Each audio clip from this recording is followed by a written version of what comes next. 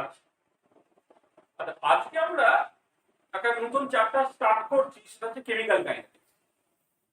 Chemical kinetics একটা ভীষণ important chapter, যে কোনো কম্পিটিটিভ এক্সামের জন্য বা যে কোনো পরীক্ষার জন্য। সেটা তুমি একদম স্টার্টিং ফ্রম ক্লাস 12 থেকে শুরু করে আপনার নেট পরীক্ষা পর্যন্ত কেমিক্যাল কাইনেটিক্সটা কিন্তু একটা ভীষণ ইম্পর্টেন্ট চ্যাপ্টার। এবং এই চ্যাপ্টারটা পড়ার সময় তুমি এটা দেখবে যে ক্লাস 12 কিছুটা পোর্শন আছে, অনার্স যখন করতে যাবে সেই ক্লাস 12 এর পরে আরেকটু এক্সটেনশন হয়ে গেল, পরে মাস্টার ডিগ্রি যখন করতে যাবে সে অনার্সের কথাখানি কভার করা হচ্ছে, তারপরে আরো কিছুটা পার্ট অ্যাকচুয়ালি কভার করা হচ্ছে।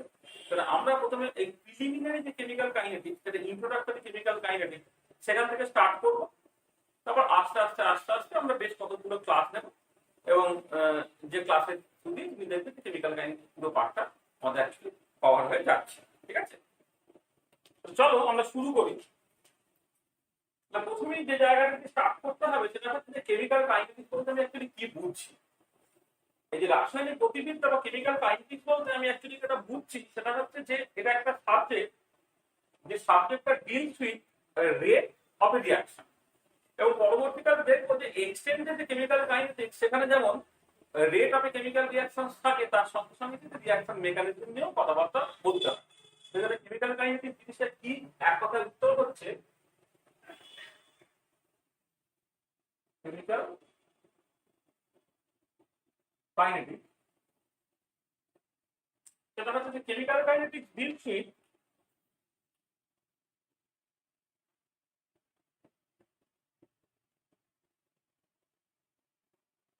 Kinetics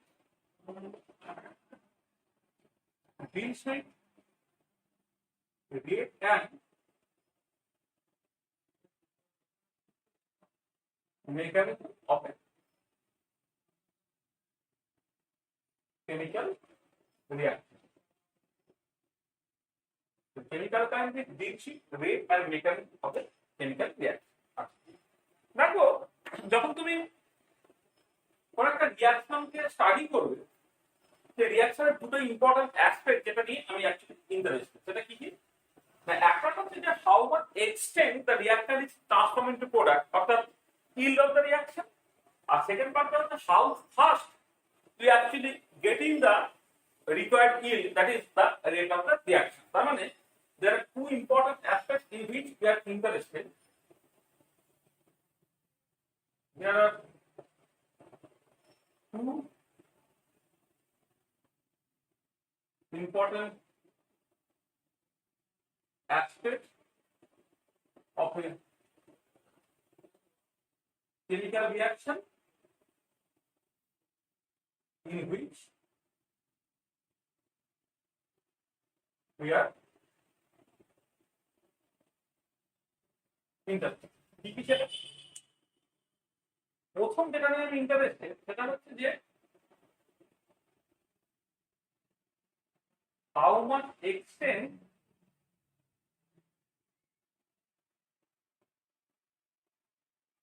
the reactant has been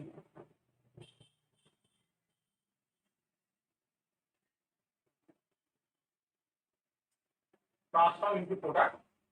How much extent the reactant has been transformed into product, that is the yield of the reaction. That is the yield of the reaction. আচ্ছা, এই ব্যাপারটা একটু প্রথমে বলি, তারপর আমি সেকেন্ড পয়েন্টে আসবো। দেখো, yield of the reaction বলতে আমি কি বুঝছি।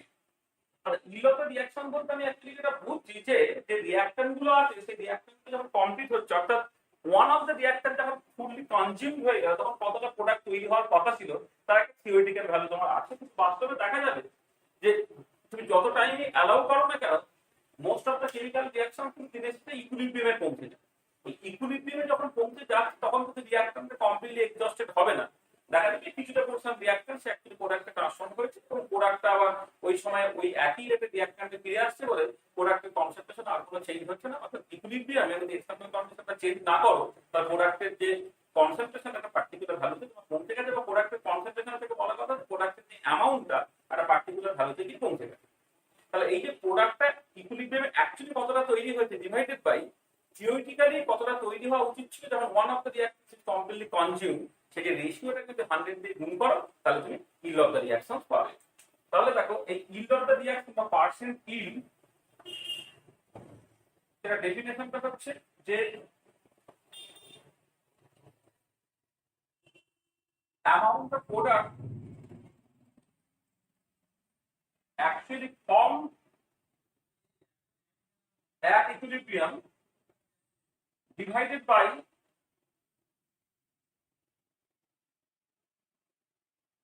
amount of product that should be formed when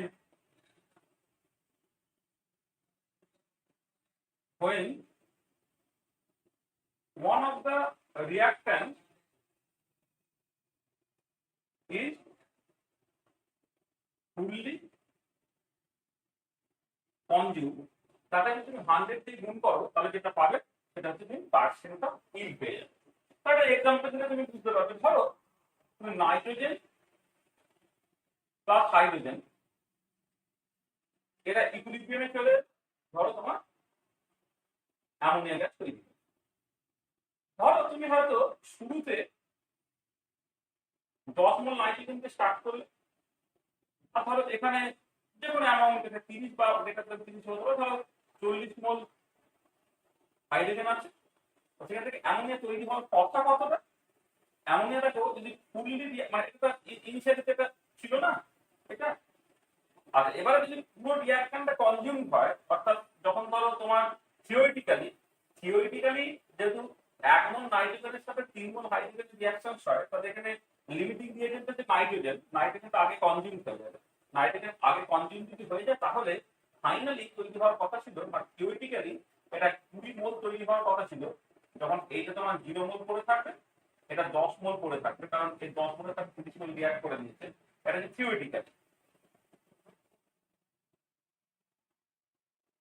theoretically যদি one of the reactor completely consume হয়ে যায় তাহলে নাইট্রোজেন কিছু পড়ে থাকছে না, হাইড্রোজেন 10 মোল পড়ে থাকছে, অ্যামোনিয়া তৈরি হচ্ছে 20 মোল। কিন্তু অ্যাকচুয়াল ইকুইলিব্রিয়ামে কি হচ্ছে, ধরো অ্যাকচুয়াল ইকুইলিব্রিয়ামে ধরে নাও তোমার লেটস সে তোমার এই 10 মোলের মধ্যে থেকে 6 মোল পড়ে আছে, 4 মোল রিঅ্যাক্ট করেছে, 4 মোল যদি রিঅ্যাক্ট করে 8 মোল ধরে নাও তোমার অ্যামোনিয়া তৈরি হচ্ছে। আর এটা যদি 4 মোল রিঅ্যাক্ট করে ফেলে, 12 মোল রিঅ্যাক্ট করে ফেলে, তাহলে এটা 28 মোল তোমার পড়ে থাকবে। এটা আনইম্পর্টেন্ট, কারণ এটাই অ্যাকচুয়ালি ইম্পর্টেন্ট। এখানে 10 মোল ফুললি কনজিউম হয়ে গেলে 20 মোল অ্যামোনিয়া তৈরি হওয়ার কথা ছিল, কিন্তু যখন ইকুইলিব্রিয়াম পৌঁছে গেল দেখা গেল যে অ্যামোনিয়া অ্যাকচুয়ালি তৈরি হচ্ছে তোমার 8 মোল। ঠিক আছে, তো 8 মোল যদি তৈরি হয় তাহলে পার্সেন্টেজ কি কত হবে, পার্সেন্টেজ ইজ হচ্ছে 8 ডিভাইডেড বাই 20 ইনটু 100%। ঠিক আছে, তোমরা এটা বেসিক্যালি তোমরা 40% দিস ইজ দ্য অ্যানসার। এটা হচ্ছে ইল্ড। আচ্ছা, এবারে পরিষ্কার দেখো এই যে ইল্ডটাকে যদি তোমাকে বের করতে হয়, ইল্ডের জন্য তোমার কি লাগবে, ইকুইলিব্রিয়াম কনস্ট্যান্টটা লাগবে। আর ইকুইলিব্রিয়াম কনস্ট্যান্ট কিন্তু একটা পিওরলি থার্মোডাইনামিক কোয়ান্টিটি। মানে তুমি যদি ইকুইলিব্রিয়াম কনস্ট্যান্টটাকে দেখো, ইকুইলিব্রিয়াম কনস্ট্যান্টটাই ঠিক করে দেবে যে ইল্ডটা কতটা হবে। আর ইকুইলিব্রিয়াম কনস্ট্যান্ট যেটা, সেই ইকুইলিব্রিয়াম কনস্ট্যান্ট যেটা পিওরলি থার্মোডাইনামিক কোয়ান্টিটি। তাহলে ইকুইলিব্রিয়াম কনস্ট্যান্টটাকে এই রকম ভাবে লিখে e⁻ delta G0 by RT, যেখানে ডেল্টা G0টা হচ্ছে Gibbs energy of the reaction plus standard state বা change in Gibbs energy of the reaction at standard state. পরিষ্কার বোঝা গেছে ইকুইলিব্রিয়াম কনস্ট্যান্ট সেটা কিন্তু একটা থার্মোডাইনামিক কোয়ান্টিটি। তাহলে ইকুইলিব্রিয়াম কনস্ট্যান্ট সেই ঠিক করে দেবে যে অ্যাকচুয়ালি তোমার প্রোডাক্ট কতটা তৈরি হবে বা কতটা রিঅ্যাকশন কনজিউম হবে আর কতটা প্রোডাক্ট তৈরি হবে, অর্থাৎ সেটাই ঠিক করে দেবে ইল্ডটা কতটা হবে। তার মানে পরিষ্কার কথা যেটা সেটা হচ্ছে এই যে ইট is the thermodynamics that actually decides how much extent the reaction will be transformed into product or the yield of the reaction। মানে এখানে কিন্তু কেমিক্যাল কাইনেটিক্স এর কোনো রোল নাই, এখানে যে রোলটা পুরোটাই থার্মোডাইনামিক্স। আচ্ছা, এবারে আরেকটা ইম্পর্টেন্ট ফিচার যেটা অ্যাকচুয়ালি আমি ইন্টারেস্টেড, সেটা হচ্ছে যে how fast the reactor is transform into product, মানে কতটা তাড়াতাড়ি তোমার রিঅ্যাক্টরটা প্রোডাক্টে ট্রান্সফর্ম হচ্ছে। তাহলে সেকেন্ড যে ইম্পর্টেন্ট পয়েন্টটা সেটা হচ্ছে how fast the reactant has been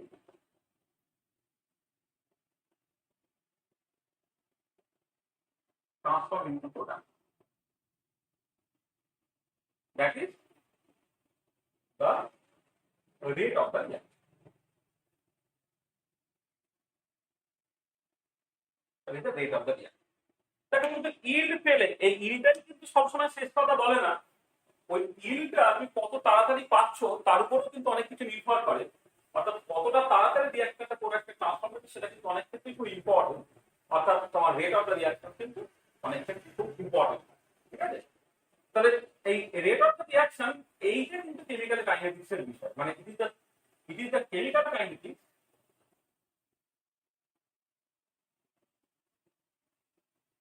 it is the chemical kinetics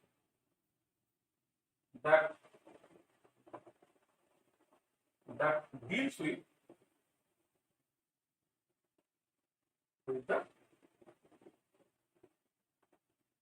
rate of the reaction. তার মানে first aspect how much extent the reactant is transformed into product, that is yield of the reaction, সেটা কিভাবে তোমার thermodynamics আর rate of the reaction সেটা কিভাবে তোমার chemical kinetics থেকে। আচ্ছা, কেউ তো ভাবতেই পারে যে আদৌ কি এই রেটটা অর্থাৎ কতটা তাড়াতাড়ি রিঅ্যাক্টর প্রোডাক্টটা ট্রান্সফর্ম হলো সেটা আদৌ ইম্পর্টেন্ট? হ্যাঁ, অবশ্যই ইম্পর্টেন্ট। তোমরা হিস্টোরিক্যালি যদি হেবার পদ্ধতিতে অ্যামোনিয়া প্রিপারেশনটাকে দেখো, তাহলে নাইট্রোজেন হাইড্রোজেন যদি নর্মালি তুমি মিশিয়ে দাও এবং ওই অসল যে তোমার সরি অসল দরকার নেই, মানে যেটা মোদ্দা কথা সেটা হচ্ছে কি, যদি তুমি ইকুইলিব্রিয়ামটাকে জাস্ট ব্যাপারটাকে দেখো, ইকুইলিব্রিয়ামটাকে দেখো, তাহলে নাইট্রোজেন হাইড্রোজেন মিলে যে অ্যামোনিয়া তৈরি হয়েছে, সেই অ্যামোনিয়াটা তৈরি হওয়াটা কিন্তু ভীষণ স্লো হয়। ঠিক আছে, এবারে তুমি টেম্পারেচার যদি কমাও আর প্রেসার যদি তুমি বাড়াও, তাহলে ইকুইলিব্রিয়ামটা বাড়ার চেষ্টা হবে। দেখা যাচ্ছে 45% পর্যন্ত হিট পাওয়া যেতে পারে, কিন্তু সেটা কয়েক বছর সময় লাগে, 4-5 বছর সময় লেগে যায় 45% হিটটাকে পাওয়ার জন্য।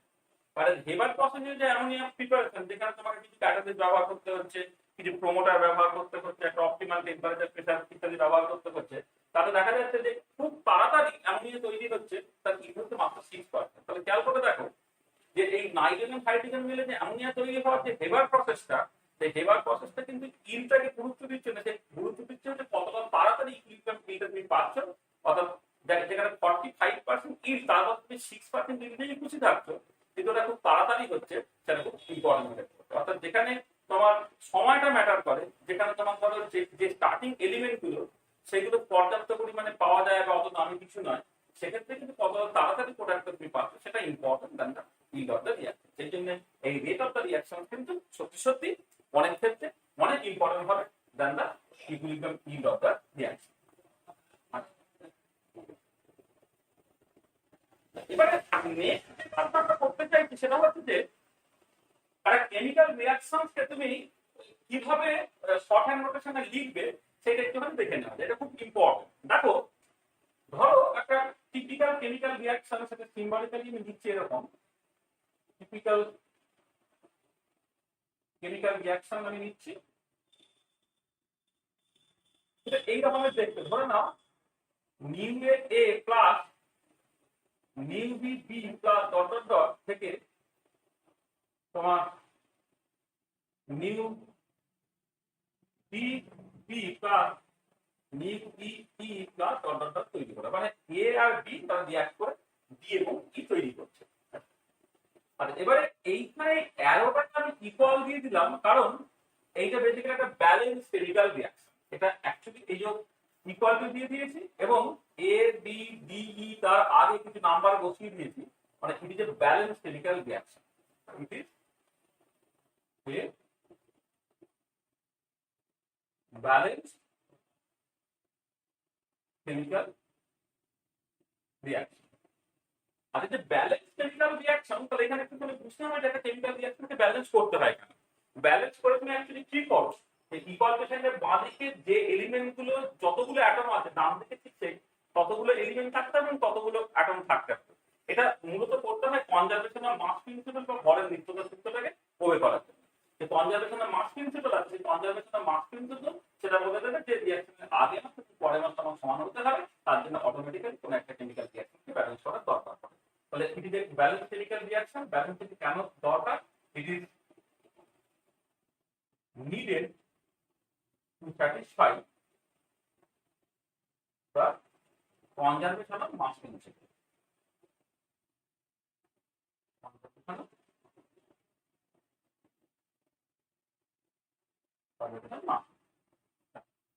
আর এবারে এই রিঅ্যাকশনটাকে আমি কিভাবে লিখতে পারি দেখো, যেমন নরমাল অ্যালজেব্রিক রিঅ্যাকশনের ক্ষেত্রে হয় যে যে তোমার মানে ইকুয়াল টু সাইনের একদিকে সবগুলোকে এনে ইকুয়াল টু তুমি জিরো করলে। আচ্ছা এবারে কনভেনশনালি কি করা হয় দেখো, এটা কি সুবিধা আছে কেন সেটা আমরা বলবো। কনভেনশনালি কি করা হয় দেখো, যে এইটা যেমন আছে রেখে দেওয়া হয়, এই জিনিসটাকে বাম থেকে ডান দিকে নিয়ে যাওয়া হয়, অর্থাৎ মাইনাস নিউ এ হলো plus minus nu B B হলো plus dot dot dot plus nu B B হলো প্লাস নিউ ই ই হলো plus dot dot dot this is actually equal to 0। এই রকম করে এটা কনভেনশন, ঠিক আছে? কনভেনশন এরকম দেখি। তাহলে এখানে এই যে কনভেনশনে এটাকে তুমি ইকুয়াল টু 0 করছো, সেক্ষেত্রে এইটাকে যদি শর্ট হ্যান্ড নোটেশনে লেখা যায়,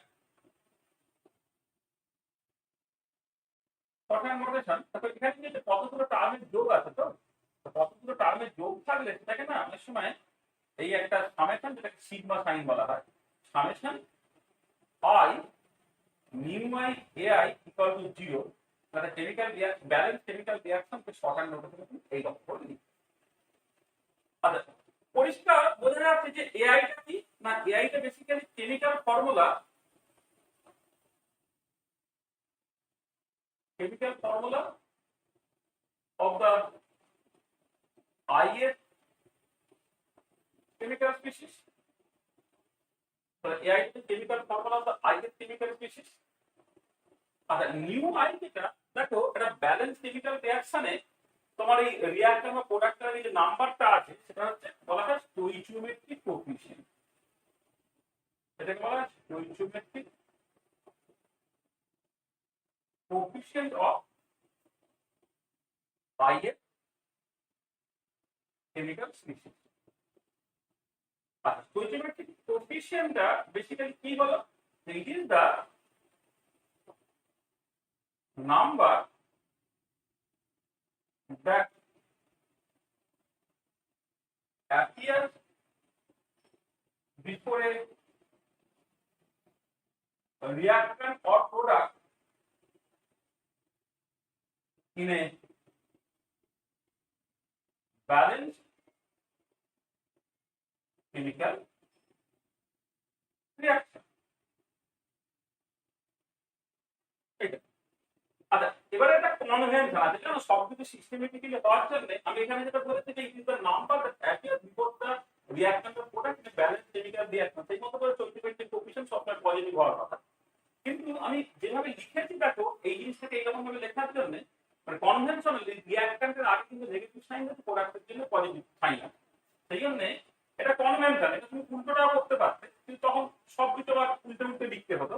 তো যেটা স্ট্যান্ডার্ড বইয়ে থাকতো আমরা সেটাই ফলো করবো, তাতে কিছু সুবিধা পাওয়া যাবে পরে। হ্যাঁ কনভেনশনালি নিউ আইটা তোমার পজিটিভ হবে কার জন্য না, ফর প্রোডাক্ট, আর নিউ আইটা তোমার নেগেটিভ হবে ফর রিঅ্যাকশন। এটা কনভেনশন। হ্যাঁ কেউ ভাবতেই পারে যে কেন আমি আমি যে এরকম করতে পারতাম যে এগুলো পজিটিভ রাখলাম, এটাকে বাঁদিকে এনে সেগুলো মানে প্রোডাক্টগুলো নেগেটিভ হয়ে গেল ইকুয়াল টু 0 করবো, তখন তো স্টোইচিওমেট্রিক কোএফিসিয়েন্টটা রিঅ্যাকট্যান্টের জন্য পজিটিভ আর প্রোডাক্টের জন্য নেগেটিভ লিখতে হবে।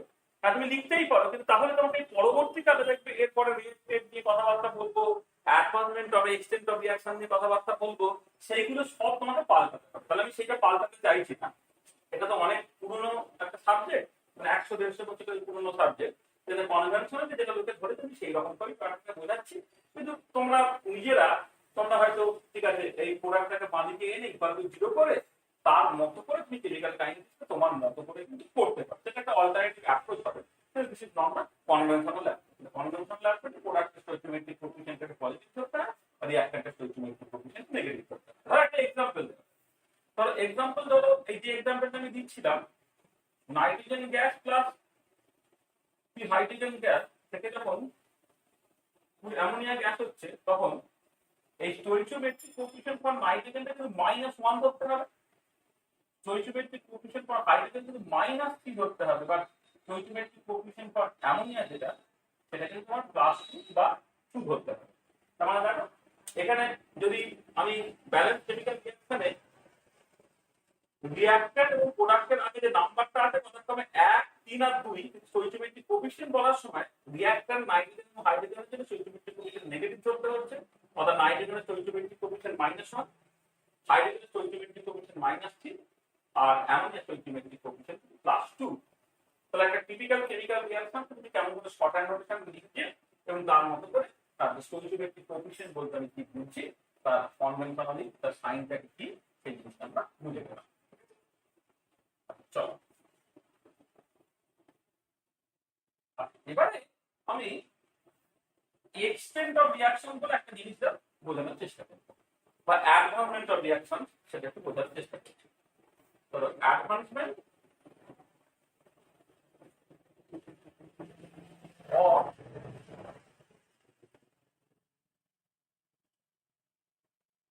এক্সটেন্ট অফ রিঅ্যাকশন, এইটা আমরা আস্তে আস্তে ডিফাইন করার চেষ্টা করি। দেখো আমি একটা ব্যালেন্স কেমিক্যাল রিঅ্যাকশন কোন একটা পার্টিকুলার রিঅ্যাকশনকে কনসিডার করলাম, আমি বললাম যে late NO in the initial concentration of a particular reactant or product, একটা particular reactant or product তার ইনিশিয়াল কনসেন্ট্রেশন আমি ধরে দিচ্ছি NO, ঠিক আছে? আর N is the concentration of that particular reactant or product, that particular reactant product at a particular time t, একটা particular instant বা particular time, তখন ধরো কোনো একটা পার্টিকুলার স্পিসিস আছে কেমিক্যাল স্পিসিস, তার ইনিশিয়াল কনসেন্ট্রেশন আমি NO ধরেছিলাম আর ওই টি টাইমে তার কনসেন্ট্রেশন ধরেছি N। আর এবার আমি বললাম let us write N equal to NO plus, আর এটা কাজ করি, এটা NI লিখছি, হ্যাঁ NI মানে এটা হচ্ছে যে মানে NO is the initial concentration of the particular reactant or product, এই পার্টিকুলারটা যে ith reactant or product, এটা পার্টিকুলার না করে আমি বললাম ith species আছে, ith reactant or product, R NI is the concentration of that ith reactant or product at a time t। তাহলে NI টাকে লিখলে তুমি NO plus nu I into যাই এরকম, যেখানে নিউ আইটা হচ্ছে তোমার stoichiometric coefficient of ith species,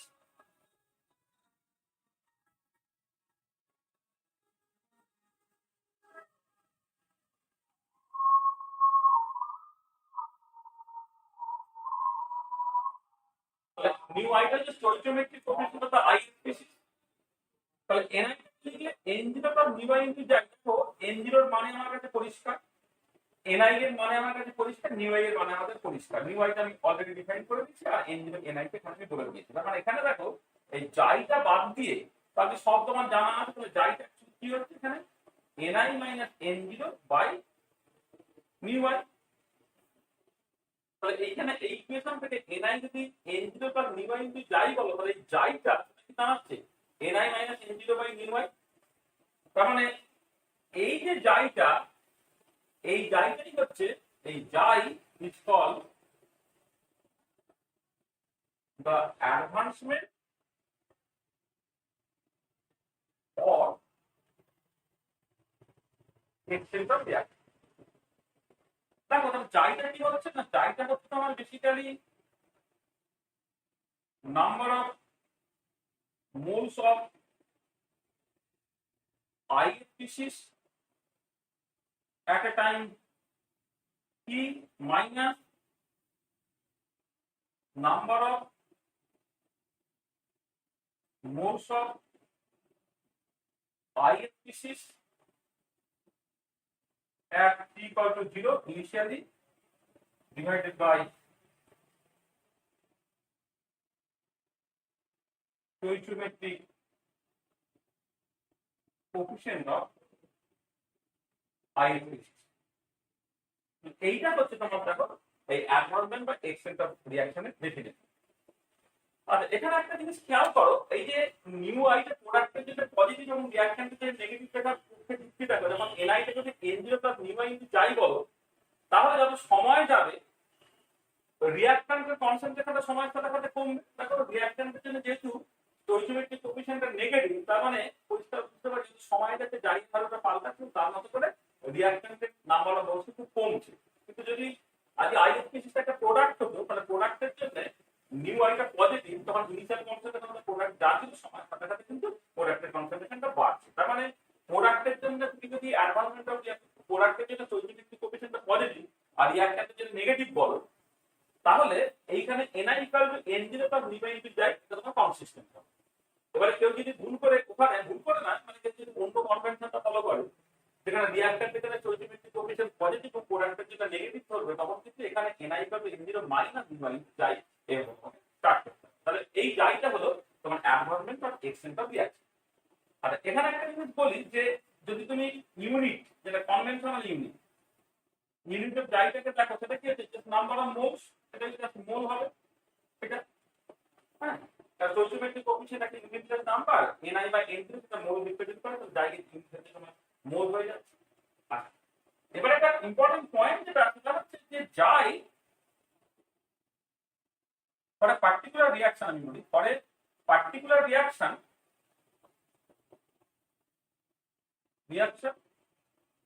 and at a particular time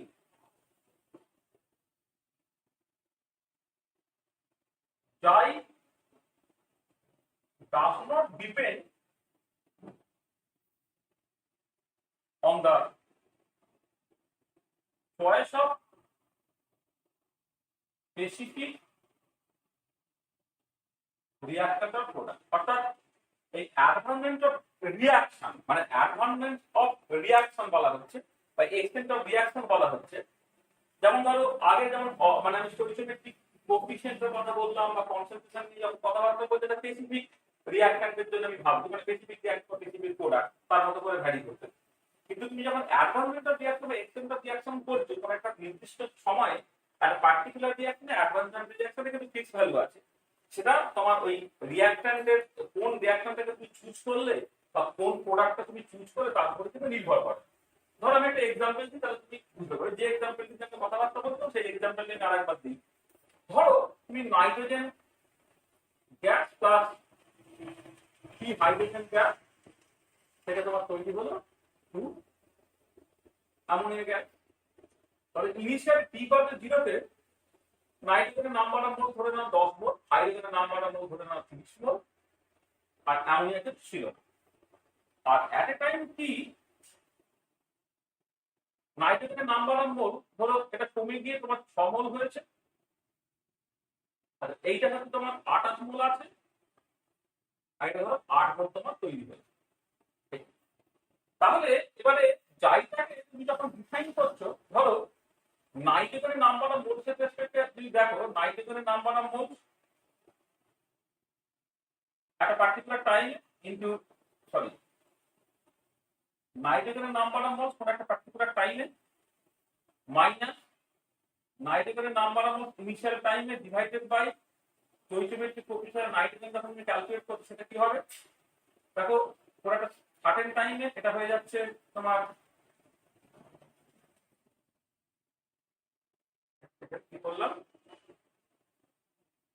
হ্যাঁ নাইট্রোজেনের নাম্বার অফ মোল একটা সার্টেন টাইমে যে 6 আছে 6 মোল মাইনাস 10 মোল, আর নাইট্রোজেনের স্টোইচিওমেট্রিক কোএফিশিয়েন্ট -1, তার মানে কত হলো 4 মোল।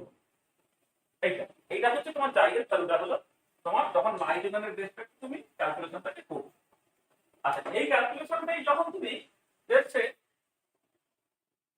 হাইড্রোজেনের রেসপেক্ট করছো, সেখানে কি হবে হাইড্রোজেনের নাম্বার অফ মোলস হচ্ছে তোমার 28 মোল, 28 না সরি এটা ভুল হলো, 4 × 8 তাহলে 22, মানে এর 4 মোল রিঅ্যাক্ট করেছে তাহলে 12 মোল রিঅ্যাক্ট করে ফেলে। সরি 18 মোল, মানে দেখো এখানে 28 ভুলে যে আগে 40 ছিল বলে তোমার 28 ছিল, এখন 30 আছে, তোমার 18 থাকে। তোমার এটা 18 মোল মাইনাস শুরুতে ছিল কত 30 মোল, এটা ভাগ করতে হবে কত দিয়ে -3 দিয়ে, কারণ হাইড্রোজেনের স্টয়কিওমেট্রিক কোএফিসিয়েন্ট হচ্ছে -3, তাহলে দেখো সেই 4 মোলই তোমার অ্যান্সার হচ্ছে। আবার এটা যদি তুমি অ্যামোনিয়ার নাম্বার অফ মোলস মাইনাস অ্যামোনিয়ার number of moles initially divided by stoichiometric coefficient of ammonia তুমি করো, তো সেটা কি বের হচ্ছে? এটা দেখো নাইট্রোজেনের যে অ্যামোনিয়ার নাম্বার অফ মোলস, তো একটা সার্টেন টাইমে 8 মোল -0 ডিভাইডেড বাই 4 মোল তোমার বের হচ্ছে। তার মানে তার মধ্যে কথা যে advancement of extent of reaction তুমি কোন স্পেসিফিক রিঅ্যাকশনকে দেখছো বা কোন স্পেসিফিক প্রোডাক্টকে দেখছো তার উপরে নির্ভর করে না। একটা পার্টিকুলার রিঅ্যাকশনে একটা পার্টিকুলার টাইম অ্যাডভান্সমেন্ট বা extent of reaction is independent of the choice of the specific reaction or product, এটা তোমাকে মাথায় রাখতে হবে, ঠিক আছে? তাহলে অ্যাডভান্সমেন্ট অফ রিঅ্যাকশন তুমি বুঝতে পারো। এবারে নেক্সট আমরা যেটা আসবো সেটা হচ্ছে তোমার রেট অফ এ রিঅ্যাকশন। দেখো নেক্সট আমরা রেট অফ এ রিঅ্যাকশন নিয়ে কথা বলবো।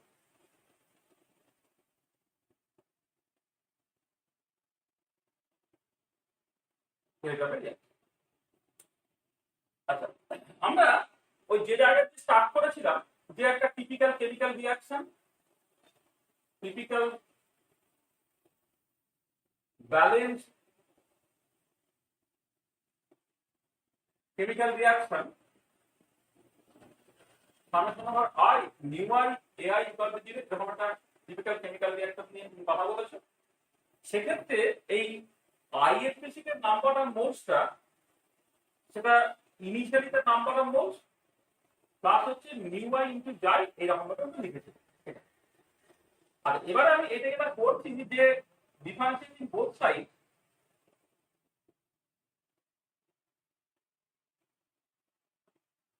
both sides with respect to time কি হবে dni by dt, এটা এই পার্টটা তোমার 0 হয়ে গেল, আমি ভালো করে লিখে তারপর এটা 0 করছি, dn0 by dt plus mu i d জাই by dt প্লাস জাই d mu i by dt, এরকম ভাবে দিচ্ছি। আচ্ছা এই পার্টটা তো সাডেনলি 0, কারণ ইনিশিয়াল কনসেন্ট্রেশনে কোনোভাবে টাইমের উপর ডিপেন্ড করে না। আর এই যে পার্টটা, এই পার্টটা আমি 0 অ্যাজিউম করে দিচ্ছি, কেন? Assuming that the stoichiometric coefficient is independent of time। আর টাইম ইন্ডিপেন্ডেন্ট স্টয়কিওমেট্রিক কোএফিসিয়েন্ট নিয়ে যদি কথাবার্তা বলি, মোস্ট অফ দ্য রিঅ্যাকশনের ক্ষেত্রে তা হয়। যদি অটো ক্যাটালাইটিক বা ইনহিবিশন এই টাইপের কিছু কিছু রিঅ্যাকশন আছে যেখানে সময়ের সাথে সাথে রিঅ্যাকশনের নেচারটাই পাল্টে যায়, তাহলে স্টয়কিওমেট্রিক কোএফিসিয়েন্ট তার মতো করে পাল্টে যেতে পারে সময়ের সাথে সাথে। কিন্তু ইউজুয়ালি মোস্ট অফ দ্য কেসে স্টয়কিওমেট্রিক কোএফিসিয়েন্ট হচ্ছে টাইম ইন্ডিপেন্ডেন্ট। এই টাইম ইন্ডিপেন্ডেন্ট স্টয়কিওমেট্রিক কোএফিসিয়েন্ট নিয়ে যদি কথাবার্তা বলি, তাহলে ডি নিউ বাই ডি = 0 হয়ে যায়।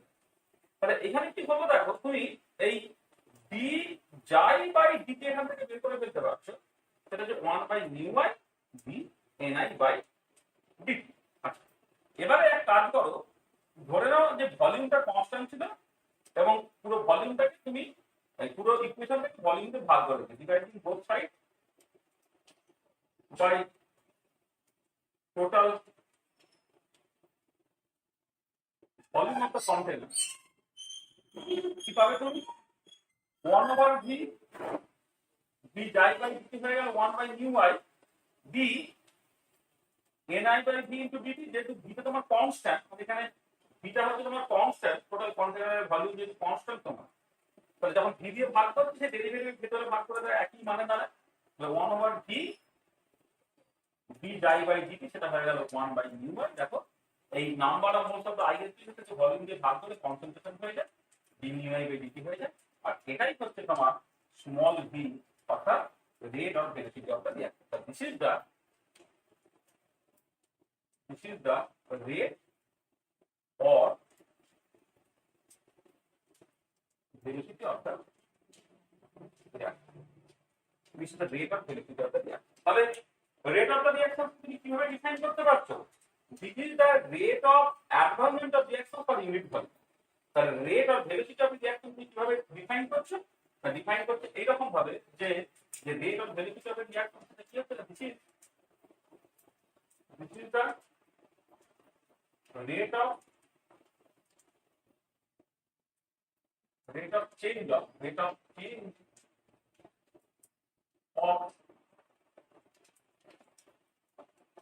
advancement of reaction per unit volume।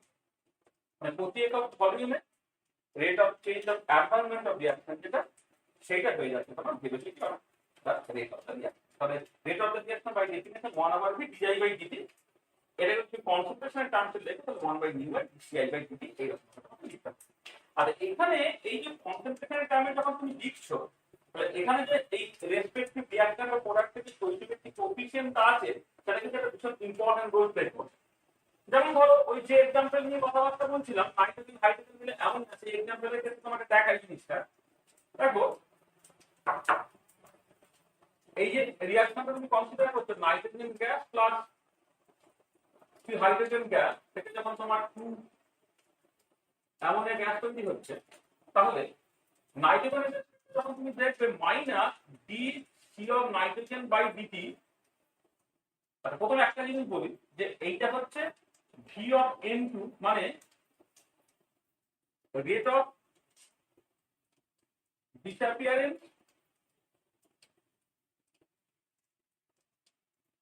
Of nitrogen. আচ্ছা minus D C of H2 by DT second আমরা ভি অফ H2 সেটা basically rate of disappearance of hydrogen. আর DC NH3 by DT second আমরা V of NH3 সেটা হচ্ছে rate of formation বা appearance formation of ammonia. তাহলে rate of disappearance of nitrogen, rate of disappearance of hydrogen, rate of formation of ammonia তুমি define করলে। এবারে খেয়াল করে দেখো এই ইকুয়েশন থেকে কি পাচ্ছ তুমি, যে যদি নাইট্রোজেনের রেসপেক্টে দেখো তাহলে minus dc nitrogen by dt equal to minus 1/3 dc hydrogen by dt equal to half dc ammonia by dt. This is actually the velocity of the reaction. The velocity of the reaction nitrogen with respect to the stoichiometric coefficient minus 1 বসাতে হচ্ছে, hydrogen with respect to minus 3 বসাতে হচ্ছে, আর ammonia with respect to কিন্তু তোমাকে 2 বসাতে হচ্ছে। তাহলে এটা হয়ে গেল তোমাদের পরিষ্কারটা যেটা দেখতে পাচ্ছ যে v of nitrogen equal to 1/3 v of hydrogen equal to 1/2 v of ammonia। সেটা তোমার জি হচ্ছে তার মানে তুমি পরিষ্কার বুঝতে পারছো নাইট্রোজেনের ডিসঅ্যাপিয়ারেন্সের রেট হচ্ছে ভেলোসিটি অফ দ্য রিঅ্যাকশনের সঙ্গে সমান, হাইড্রোজেনের ডিসঅ্যাপিয়ারেন্সের রেট হচ্ছে t two velocity of the reaction, আর অ্যামোনিয়ার যে ফর্মেশন তার রেটটা হচ্ছে 2 ভেলোসিটি অফ দ্য রিঅ্যাকশন। তো এখান থেকে সেটা পেয়ে যাচ্ছে। মানে পরে যখন ডিফারেন্সিয়াল রেট লটা লিখবো না তখন এই যে তোমার স্টয়কিওমেট্রিক কোএফিসিয়েন্ট যেটা এসে গেল এইটা কিন্তু একটা বিশাল ইম্পর্টেন্ট রোল প্লে করবে, এই যেটা কোনো মিস করবে। ঠিক আছে, রেট অফ দ্য রিঅ্যাকশন যখন বলবো this is not dci by dt but this is actually 1/u by dci by dt. আচ্ছা এবং এখান থেকে দেখো তুমি যেটা দেখতে পাচ্ছ যে এখানে আমি লিখে দিচ্ছি যে যদি তুমি conventional unit of rate of reaction দেখো এটা কি হবে, তো স্বাভাবিক ব্যাপার এখান থেকে বলতে পারো এখান থেকে বলতে পারো স্টয়কিওমেট্রিক কোএফিসিয়েন্ট তোমার কোনোভাবেই মানে ইউনিটের নাম্বার। আচ্ছা কনসেন্ট্রেশনটা যদি তুমি মোল পার লিটারে দেখো কনভেনশনালি মোল পার লিটারে লিখে আর নিচে একটা টাইম দিয়ে ভাগ হয়ে গেছে তো সেকেন্ড লিটার, মানে mole per litre per second inverse এটা হচ্ছে the conventional unit of rate of reaction, mole per litre per second. হলো? আচ্ছা নেক্সট চলে এসো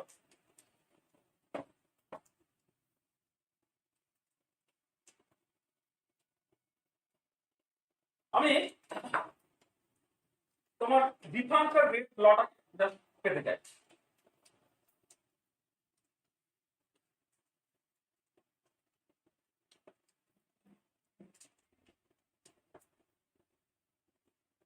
ডিফারেন্সিয়াল রেট এক্সপেরিমেন্টালি যদি তুমি দেখো তাহলে কোন একটা রিয়াকশনের রেট তার উপরে নির্ভর করতে পারে। এক্সপেরিমেন্ট কি বলছে দেখো, experiment shows that rate of a reaction depends on এক নম্বর এটা টেম্পারেচার উপর ডিপেন্ড করতে পারে, বা এক্সপেরিয়েন্স তাই বলছে। এটা প্রেসারের উপর ডিপেন্ড করতে পারে, পার্টিকুলার গ্যাস ফেজ রিঅ্যাকশনের ক্ষেত্রে হয়। এটা হচ্ছে ধরো প্রেজেন্স অফ ক্যাটালিস্ট তার উপর ডিপেন্ড করতে পারে। এটা প্রেজেন্স অফ ইনহিবিটর, মানে ক্যাটালিস্টের প্রেজেন্সে রিঅ্যাকশন রেট বেড়ে যাচ্ছে, ইনহিবিটরের প্রেজেন্সে রিঅ্যাকশন রেট তোমার কমে যাচ্ছে, সেটা হতে পারে। এছাড়া তোমার ধরো কোন এক্সটার্নাল ফিল্ড লাইক লাইটের উপরে নির্ভর করতে পারে, সাউন্ডের উপরে নির্ভর করতে পারে, ইলেকট্রিক ফিল্ডের উপরে নির্ভর করতে পারে, ম্যাগনেটিক ফিল্ডের উপরে নির্ভর করতে পারে, এক্সেট্রা। মানে অনেক ফ্যাক্টরের উপরে তোমার রেট অফ দ্য রিঅ্যাকশন নির্ভর করতে পারে। এত কিছু তো বললাম, কিন্তু মোস্ট ইম্পর্টেন্ট যেটা যেটা আমরা এখানে উল্লেখ করিনি সেটা হচ্ছে যে এর সাথে যে জিনিসটা ভীষণ ইম্পর্টেন্ট সেটা হচ্ছে যে যেটা কনসেন্ট্রেশন বা অ্যাক্টিভ মাস বললে ভালো, active mass of the reactant present at that instant এটার উপরে নির্ভর করে। ওই মুহূর্তে যে সমস্ত রিঅ্যাকট্যান্ট গুলো তাদের সক্রিয় ভর বা অ্যাক্টিভ মাস তার উপরে নির্ভর করে। আর এবারে যদি এই ফ্যাক্টর গুলোকে তুমি কনস্ট্যান্ট করে দাও, তাহলে এমন হয় যে ইফ তোর টেম্পারেচার, প্রেসার আর কনস্ট্যান্ট, টেম্পারেচার প্রেসার তুমি পাল্টাচ্ছ না, there is no catalyst or inhibitor or any external force field, external force, then কি হচ্ছে না, then rate of a reaction is directly proportional to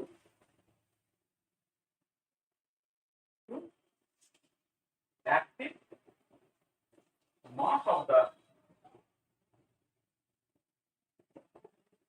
reactant present at that instant. আমরা কি দাঁড়াতে পারবে যে ওই মুহূর্তে যে রিঅ্যাকট্যান্ট গুলো অ্যাক্টিভ মাসের সঙ্গে প্রপোর্শনাল। এই যেটা বলা হচ্ছে যে rate of reaction is directly proportional to the active mass of the reactant present at that instant. একে বলা হয় তোমার ল মাস অ্যাকশন বা ভরক্রিয়ার সূত্র। এই যে ল মাস অ্যাকশন তার বিভিন্ন ভার্সন আছে, তাহলে আমাদের পার্টিকুলার কেসে যেটা লাগবে সেটা হচ্ছে মূলত তোমার এই। তাহলে কি বলো দেখো, এই যে velocity of the reaction this is actually proportional to ওইখানে যে রিঅ্যাকট্যান্ট গুলো আছে তার অ্যাক্টিভ মাস। তার এক নম্বর পিসি দরকার আছে, তার অ্যাক্টিভ মাস ধরে নাও α1, 2 নম্বর পিসি আছে, এক নম্বর পিসি তার অ্যাক্টিভ মাস হচ্ছে A1, 2 নম্বর পিসি তার অ্যাক্টিভ মাস হচ্ছে A2, I এর পিসি তার অ্যাক্টিভ মাস হচ্ছে AI এন্ড সো অন। ঠিক আছে? আচ্ছা, এবারে তুমি for ideal or ideally dilute solution তুমি যেটা লিখতে পারো this is actually proportional to ওই অবস্থায় যে রিঅ্যাকট্যান্ট গুলো আছে তার কনসেন্ট্রেটেড সার্টেন পাওয়ার, তো C1 তার পাওয়ার α1, C2 তার পাওয়ার α2, Ci তার পাওয়ার αi এন্ড সো অন। মানে অ্যাক্টিভ মাস গুলো হচ্ছে সেই অবস্থায়, মানে আইডিয়াল বা আইডিয়ালি ডাইলিউট সলিউশনের জন্য কনসেন্ট্রেশনের সার্টেন পাওয়ার এইরকম ভাবে লেখা হচ্ছে এইটা। আচ্ছা, এবারে তো একটা প্রপোর্শনালিটি কনস্ট্যান্ট লাগবে। প্রপোর্শনালিটি কনস্ট্যান্ট যদি তুমি বসাও তাহলে কি হচ্ছে দেখো, যে এই যে রেট অফ দ্য রিঅ্যাকশন যেটা যেটা বেসিক্যালি 1/v d যাই বাই dt, সেটাকে তুমি লিখতে পারো ধরো যে কোনো আরবিট্রারি পিসির জন্য তুমি 1/μi d dCi by dt করলে যেখানে i টা তোমার যে কোনো পৃষ্ঠের রেসপেক্ট তুমি ভাবতে পারো, সেটা কি হয়ে গেল তাহলে? এখানে এই প্রপোর্শনাল করানোর জন্য একটা k তুমি লিখলে ইনটু এখানে যে রিঅ্যাকট্যান্ট গুলো আছে তাদের পাওয়ার c1 তার পাওয়ার আলফা 1 c2 তার পাওয়ার আলফা 2 ইত্যাদি করে যে i এর থিসিসটা হচ্ছে তার power alpha i and so on. এইটা এই যেটা তুমি লিখলে this is the differential rate law. This is the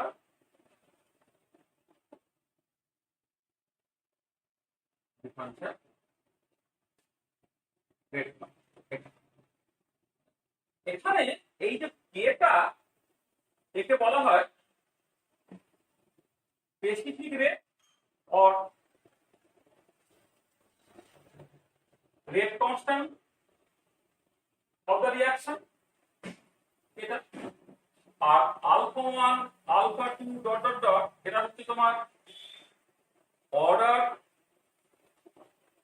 of the reaction with respect to first, second dot dot dot reaction. এইটা আর এটা যদি যোগ করে দাও alpha 1 plus alpha 2 plus dot dot dot alpha i plus dot dot dot এইটা n বলছে। এই nটা হচ্ছে overall order of the reaction, overall order of the reaction, overall order of the reaction. তো দেখো তাহলে এই differential rate law, differential rate law, differential rate লতে তোমার এই যে প্রপোর্শনাল কনস্ট্যান্ট কেটা হচ্ছে রেট কনস্ট্যান্ট বা স্পেসিফিক রেট, আর এই কনসেন্ট্রেশন যে পাওয়ার গুলো আছে সেই পাওয়ার গুলো তোমার অর্ডার রিপ্রেজেন্ট করছে। তাহলে আমি এই স্পেসিফিক রেট বা রেট কনস্ট্যান্ট নিয়ে আরো দু চারটে কথাবার্তা বলে দিই। Specific rate or rate constant, দেখো তুমি পরিষ্কার দেখতে পাচ্ছ কে কে v এর সঙ্গে সমান করতে পারো যদি c1 c2 c3 এগুলো সব 1 করে দাও। তার মানে তুমি এভাবে ভাবতে পারো যে specific rate or rate constant can be defined as the rate of the reaction when active mass of all the reactants are taken as unit. তাহলে স্পেসিফিক রেট বা রেট কনস্ট্যান্ট তুমি এইভাবে ডিফাইন করতে পারো যে it is the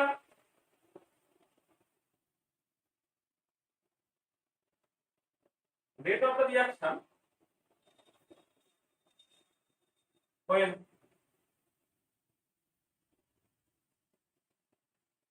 active masses of all the reactants present in the differential rate law are taken as unit. তবে যদি এমন হতো যে for single reactant, for a reaction involving only one reactant, যেটাকে কি লিখতে পারবে k ইনটু একটা কনসেন্ট্রেশন বা পাওয়ার n, এরকম ভাবে তুমি লিখলে এখানে n টা হচ্ছে অর্ডার অফ দ্য রিঅ্যাকশন। ঠিক আছে, তো দেখো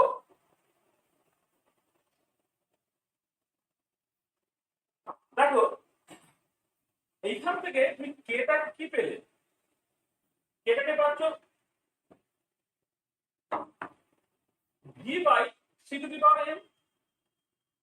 এবারে তুমি যদি ইউনিট অফ কে করতে চাও, ইউনিট অফ কে সেটা হচ্ছে ভেলোসিটি ইউনিটটা হচ্ছে তোমার mole per litre per second, মানে রেট অফ দ্য রিঅ্যাকশন ইউনিটটা, আর কনসেন্ট্রেশন ইউনিটটা হচ্ছে মোল পার লিটার, আর পাওয়ার হয়ে গেল n। তাহলে কত হলো?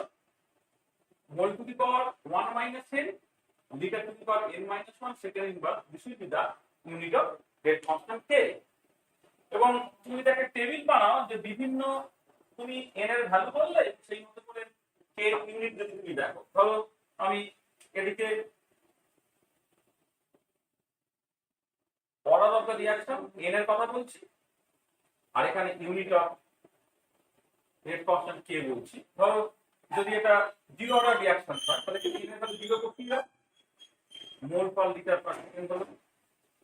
যদি তুমি এটাকে 1 বসাও তাহলে সেটা কত হচ্ছে, সেকেন্ড ইনভার্স হচ্ছে। যদি 2 বসাও তাহলে mole to the power -1 litre second inverse হলো। 3 বসাও, mole to the power -2 litre square second inverse. যদি হাফ বসাও, mole to the power half litre to the power -1/2 second inverse and so on. মানে মানে আসলে একদম এনটা একবার লিখে দিলে n এর অর্ডার হয়, তাহলে mole to the power 1 - n litre to the power n-1 second. দেখো তাহলে বিভিন্ন অর্ডার রিঅ্যাকশনের জন্য তোমার রেট কনস্ট্যান্ট ইউনিটটা বিভিন্ন রকমের হচ্ছে। তাহলে এই যে zero order, first order, second order, third order, মানে আমি যেটা বলতে চাইছি যে যদি তুমি রেট কনস্ট্যান্টের ইউনিটটা কিন্তু স্পেসিফিক কিছু মানে এটা যেমন রেটের ইউনিটটা সবসময় ফিক্সড মোল পার লিটার পার সেকেন্ড, সেটা যে অর্ডার রিঅ্যাকশনই হোক, কিন্তু যখন তুমি রেট কনস্ট্যান্টের ইউনিট নিয়ে কথাবার্তা বলছো, রেট কনস্ট্যান্ট ইউনিটটা কিন্তু অর্ডার অফ দ্য রিঅ্যাকশন তার উপরে নির্ভর করবে। তোমার যেরকম অর্ডার তার মতো করে কিন্তু রেট কনস্ট্যান্টের ইউনিটটা হবে। এবং এরকম অনেক পরীক্ষায় কোশ্চেন করে, সেটা হচ্ছে যে যদি তোমাকে রেট কনস্ট্যান্ট ইউনিট বলে দেয়, সেইখান থেকে এই এই এই ধরনের জেনারেল ফর্মে লিখে কম্পেয়ার করে তুমি অর্ডার অফ দ্য রিঅ্যাকশন বের করতে পারবে। মানে অর্ডার জানলে রেট কনস্ট্যান্ট ইউনিট পেতে পারবে, আর রেট কনস্ট্যান্ট ইউনিট জানলে সেখান থেকে তুমি অর্ডারটাকে বের করে ফেলতে পারবে। এবং একটা দুটো ইম্পর্টেন্ট পয়েন্ট আছে এখানে, সেটা হচ্ছে যে তোমার এই যে রেট কনস্ট্যান্টের ইউনিট আর রেটের ইউনিট যখন সমান হয় তখন সেটা জিরো অর্ডার রিঅ্যাকশন। তার মানে for zero order reaction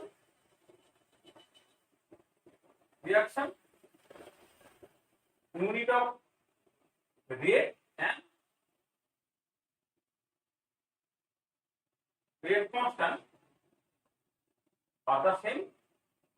And for zero order reaction, unit of rate and rate constant are the same. Or for first order reaction, unit of rate constant is the unit of frequency. Second inverse মানে basically frequency. আর ওই জন্য দেখবে যখন RNA করা হয় তখন এই একটা ফার্স্ট অর্ডার রিঅ্যাকশনের জন্য ওই একটা পিএইচ ফ্যাক্টরটাকে সাথে কোনো ফ্রিকোয়েন্সি ফ্যাক্টর বলা হয়, সেটা তুমি এখানের সঙ্গে তুমি সেটাকে কম্পেয়ার করতে পারো। তো দেখো আজকে আমরা এই পর্যন্তই রাখি। এরপরে এই জেনারেল ডিসকাশনের মধ্যে আরেকটা ইম্পর্টেন্ট পয়েন্ট আমাদের ভালো করে আলোচনা করতে হবে, সেটা হচ্ছে যে অর্ডার। আমি অর্ডারটাকে বলে দিচ্ছি, অর্ডার নিয়ে একটু ডিটেইল ডিসকাশনের দরকার আছে। সেটা যদি আমি বলতে যাই আছি তাহলে আমাদের ভিডিও সাইজটা অনেক বড় হয়ে যাবে।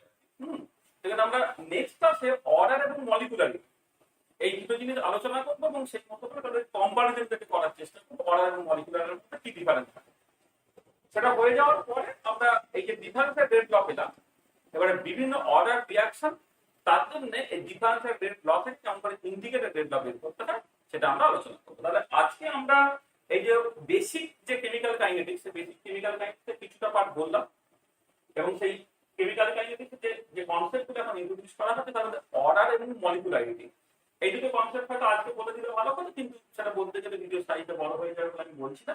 সেটা আমরা নেক্সট ক্লাসে আলোচনা করবো। সেটাকে আলোচনা করে দেওয়ার পরে তারপরে তুমি কেমন করে ডিফারেন্সিয়াল ডেরিভেটিভকে ইন্টিগ্রেটেড ডেরিভেটিভে যেতে পারো সেইটা নিয়ে আমাদের ডিসকাশনটা হবে। ঠিক আছে, তো আজকে আমরা এই পর্যন্ত রাখছি। ঠিক আছে, নেক্সট ক্লাসে